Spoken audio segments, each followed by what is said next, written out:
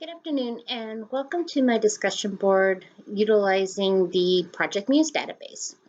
For this thread, I have continued my look at prisoners of war by focusing on the camps themselves.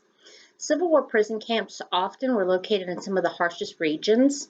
For example, Andersonville, where they built no shelters whatsoever for the prisoners, was in the heart of Middle Georgia. There, they got exhaustive heat during the summer, and they even get snow and ice in the winter there.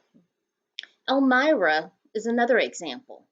Elmira is located in New York, and it had prisoners contending with the harsh cold climates that many had never even experienced before. Location mattered for several reasons. Supplies or access to some sort of supplies was one.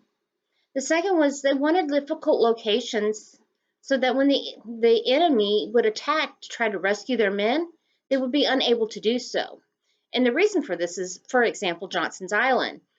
It was known that Johnson's Island held Confederate officers. It was not a regular prison camp, it was just for Confederate officers. And the Confederacy themselves made it be known that they were going to try and rescue their men. Therefore, by having Johnson's Island, where it's actually located in the middle of a lake, then they were unable to get to them. And the last one, of course, was to protect against escapes.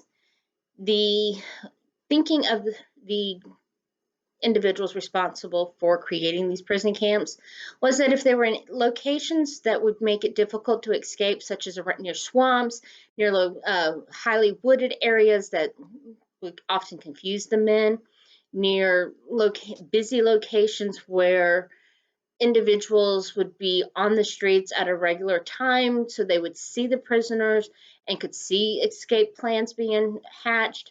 Those were things that they were trying to avoid. So, many cases, these places were literally hell on earth. The first two books I came across, though, in Project Muse are from Roger Peckinpah. One is entitled Captives in Gray, Civil War Prisons of the Union, and the second is Captives in Blue, the Civil War Prisons of the Confederacy.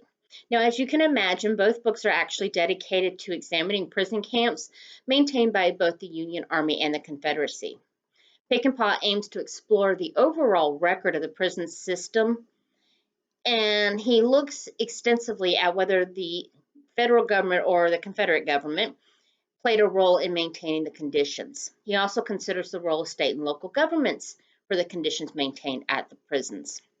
In addition to that, he also looks at various regulations created to see why prison exchanges were no longer happening. The third book I looked at was James M. Gillespie's Andersonvilles of the North, The Myths and Realities of Northern Treatment of Civil War Confederate Prisoners. In his book, Gillespie is looking to debunk the myths of how the Union Army treated Confederate prisoners. He is the first to suggest that the image of the Union soldier needed to be corrected, that they were not negligent nor cruel on purpose.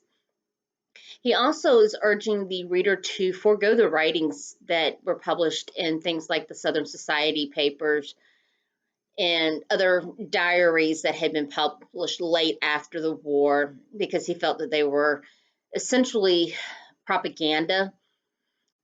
For the South, it was the whole bloody shirt. For the Union, it was, see, they're still trying to tear our country apart. And so he's like urging the reader to forego those and instead look specifically at the official war, the rebellions, to see the actual documents from the prison camps themselves, to see the conditions, how the supplies were managed, medical and all of that. So thank you very much. Have a great day.